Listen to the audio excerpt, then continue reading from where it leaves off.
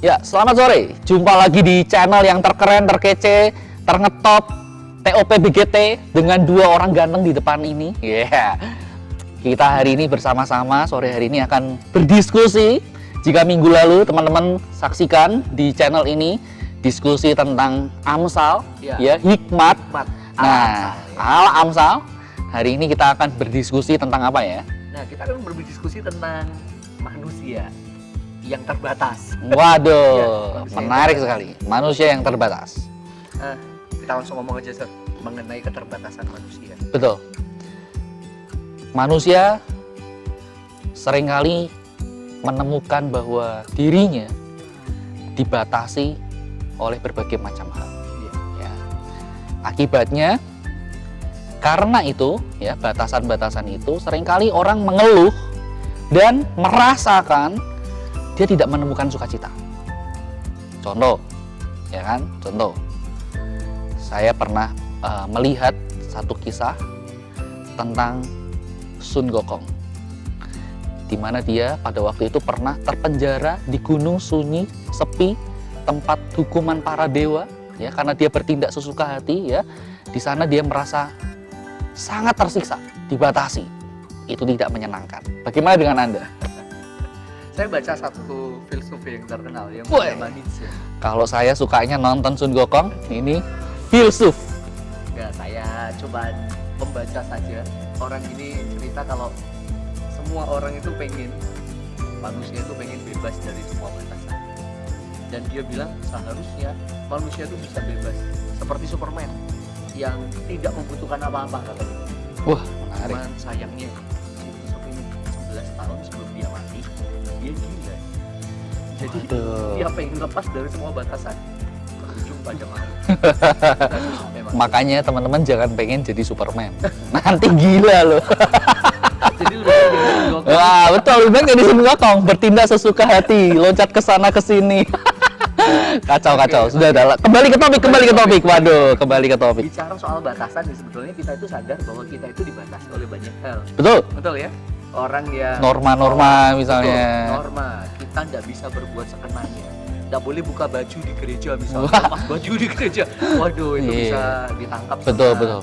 Pak Paulus sama Bu Paulus itu ya. Iya, betul. Okay. Datang ke gereja dengan sandal jepit, wah teman-teman mungkin sudah tertodong oleh mata-mata yang memandang seperti itu ya. Apalagi kayak kita cekeran ini ya, tapi kaki saya bagus loh. Nah, ada beberapa orang yang sadar bahwa dirinya, dan kita semua sadar bahwa diri kita itu terbatas oleh banyak hal. Setelah berkeluarga, orang terbatas dengan keluarganya. Betul. Saya rasakan itu. Terima kasih untuk curcolnya. Nah, ada juga orang yang terbatas dengan tugas-tugasnya. Ada Betul. orang yang sebagai murid dia terbatas dengan aturan-aturan yang dia harus ini seragam, pengumpulan rambut, waduh macam-macam. Dan mungkin teman-teman saat ini juga merasakan bagaimana tidak enaknya terbatas di rumah. Dibatasi di rumah gitu ya. Tidak bisa kemana-mana ya, bahkan ada teman yang bercerita mau pesen makanan online ya via ojol, itu juga dilarang, dibatasi. Nah kan itu satu keadaan yang sangat tidak mengenakan. Bahkan mau bosen aja bosen gitu. Iya, bosen dengan kebosanannya. Nah itu. Kita langsung saja di Alkitab deh. Nah sekarang kalau bicara Alkitab, ada nggak tokoh Alkitab yang ketika dia mengalami keterbatasan, dia bisa menyikapi keterbatasannya itu dengan tepat, dengan baik gitu? Sangat banyak sekali tokoh Alkitab ya yang demikian, tetapi saya paling tertarik, saya paling suka dengan Rasul Paulus. Paulus. Ya, Rasul Paulus. Satu sosok yang begitu luar biasa dipakai oleh Tuhan ya untuk melayani dan mengabarkan Injil. Kita lihat di Perjanjian Baru sebagian besar surat itu ditulis oleh Rasul Paulus. Nah, ini berapa surat? Nah, teman-teman, ini kami berdua mau memberikan kepada teman-teman sekalian di dimanapun kalian berada, satu pertanyaan yang kalian bisa jawab di kolom komen di bawah ini ya. Seperti yang tadi Mr. Paul katakan, berapa surat yang ditulis oleh Rasul Paulus? Nah, silahkan teman-teman tuliskan jawabannya. Dan kalau benar, teman-teman akan mendapatkan hadiah yang menarik setelah kita melewati masa lockdown. Ya, Ya, bukan lockdown ya, maksudnya kerennya itu work from home. Wah. Nah, kalau kita terbiasa dengan far from home, kelayapan, ya keluyuran. Nah, sekarang kita di rumah. Nah, gitu. kita kembali ke laptop. Paulus tadi disebut sebagai tokoh yang mengalami keterbatasan. Betul. Saya rasa seperti itu. Seperti apa, atau mungkin gini, kitab apa yang kira-kira bisa menunjukkan hal itu, Sir? Nah, teman-teman, di perjalanan hidup Paulus, beberapa kali Paulus pergi menginjil. Ya, di Kisah Para Rasul kita juga bisa melihat perjalanan-perjalanan penginjilan Paulus. Nah, di antara itu, di masa-masa itu, saudara, Paulus pernah mengalami beberapa hal yang tidak mengenakkan. Salah satunya Paulus harus dipenjara karena mengabarkan Injil. Bukan karena Paulus berbuat kesalahan dan sebagainya, tetapi karena perkabaran Injil yang dilakukan oleh Paulus itu, ya kan? Nah, menariknya di dalam penjara, di situasi yang sangat tidak mengenakan. Siapa yang suka di penjara? Tentu tidak ada orang yang suka di penjara, ya kan? Di situasi yang terbatas, yang sulit, yang tidak mengenakan, Paulus tetap produktif, ya kan? Yaitu Paulus tetap menuliskan surat-surat yang dikenal dengan sebutan surat-surat penjara. Ada beberapa surat, ya kan? Nah, salah satunya adalah surat Filipi yang akan kita bahas beberapa kali pertemuan ini ya. Jadi teman-teman tetap stay tune juga di channel ini, jangan tinggalkan kami ya. Dua orang ganteng ini, subscribe ya, klik like ya, jempol di atas, jangan jempol ke bawah ya. Ingat, mata Tuhan melihat ya. Ingat, mata Tuhan melihat, jadi jempolnya harus ke atas. Oke, baik. Nah, kalau bicara di surat Filipi. Surat Filipi. Nah, surat Filipi ini surat yang Paulus tulis di penjara. Betul. Nah, apa yang menarik dari surat Filipi? Kita belajar dari Paulus. Ini untuk pengantar, karena kita akan membahas bagian-bagian lebih dalam itu minggu-minggu berikutnya. Intinya adalah di surat Filipi, teman-teman akan menemukan Paulus itu menuliskan ada satu kata yang ditulis berulang-ulang, yaitu adalah kata sukacita atau bersukacitalah. Nah, ini menariknya. Menariknya begini, Paulus lagi di penjara, ya kan? Karena perkabaran Injil. Nah, di penjara yang tidak mengenakkan, yang terbatas dan sebagainya, Paulus tetap menasehatkan kepada jemaat Filipi, jemaat yang dia dirikan untuk tetap berbahagia. Bersukacita lebih tepat. Nah, berarti Paulus menariknya begini. Dia tidak berkeluh kesah. Aduh, di penjara makanannya enggak enak. Misal, aduh di penjara dingin. Aduh di penjara enggak ada kasur yang empuk. Paulus tidak mengeluh. Tapi dia terus-menerus berkata bersukacita. Jadi artinya Paulus sendiri bersukacita, makanya dia bisa berkata bersukacitalah kepada jemaat. Nah, itu dia. Oke. Itu yang luar biasa, yang kita bisa lihat dari hidup Paulus, ya. Dia tetap bisa bersukacita meskipun hidupnya dibatasi, terpenjara. Memang ada orang-orang yang bisa mengalami situasi keterbatasan yang membuat dia akhirnya terpuruk, terpenjara jadi lemas. Betul. Terpenjara jadi mengasihani diri, putus asa. Tapi ada orang-orang yang pengennya bebas, pengennya gila-gilaan, pengennya lepas. Lalu kemudian ya dia terpenjara lemas, tapi ada orang-orang yang ketika dia terpenjara di sisi lain ya, itu orang-orang ya udah semakin menyendiri, semakin apa ya, semakin kalau penjara tuh kotak, dia semakin nyempit di sudut, dia sudah sini aja udah, dia lebih apa Terpuruk gitu ya? terpuruk, Berada di bawah ya, titik berada di bawah nadirnya. titik nadirnya. Nah, tapi Paulus tidak. Paulus tidak. Justru membuat situasi penjara menjadi situasi dia bersukacita. Nah, pertanyaannya kenapa? Menarik. Kalau pertanyaannya mengapa, kalau bagi saya, kita tidak bisa lepaskan jawaban ini dari pengalaman hidup Paulus yang itu teman-teman bisa baca di dalam Kisah Para Rasul pasal yang ke-9, yaitu adalah tentang perjumpaan Paulus dengan Allah itu sendiri.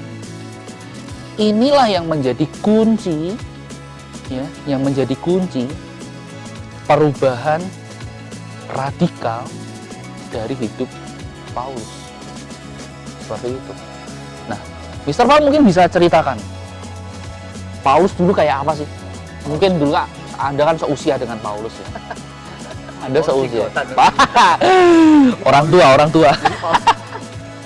Jadi Paulus itu Paulus tadinya orang yang pintar ya, dia orang pintar. Orang Memang pintar. sampai matinya dia orang yang pintar. Dan cuman Paulus itu dia taat beragama, dia orang Yahudi. Dia sekolah di sekolahnya Gamaliel, dia belajar dengan serius sampai akhirnya dia lulus dari sekolah Gamaliel. Dia melakukan kegiatan keyahudiannya dan dia melakukan kegiatan penangkapan orang-orang Kristen, Menangkap sampai orang Kristen ya. di Damsyik, dalam perjalanan menuju Damsyik dia ditangkap oleh Tuhan dan dia bertemu dengan Kristus dan dia bertobat. Perubahan ini yang menarik. Nah, itu menarik.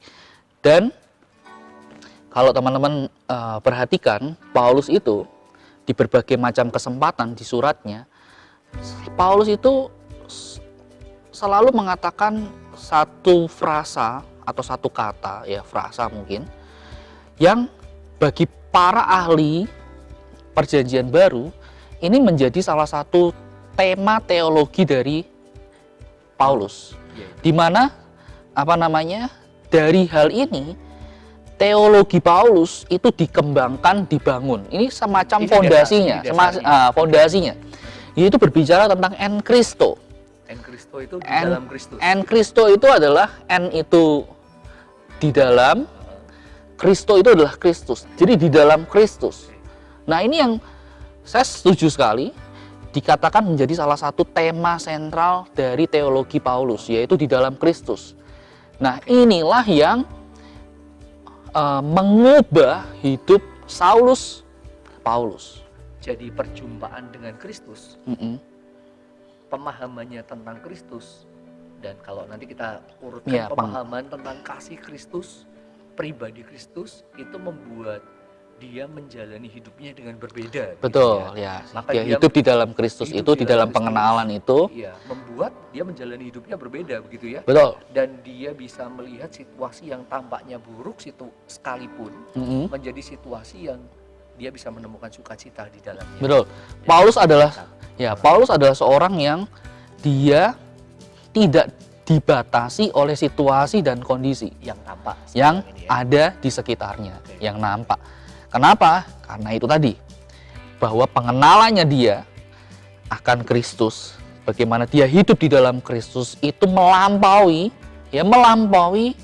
apa yang nampak, apa yang menimpa dirinya, seperti itu. Nah, ini yang menjadi kunci kenapa Paulus itu di dalam surat Filipi selalu berkata atau menasihatkan bersukacitalah.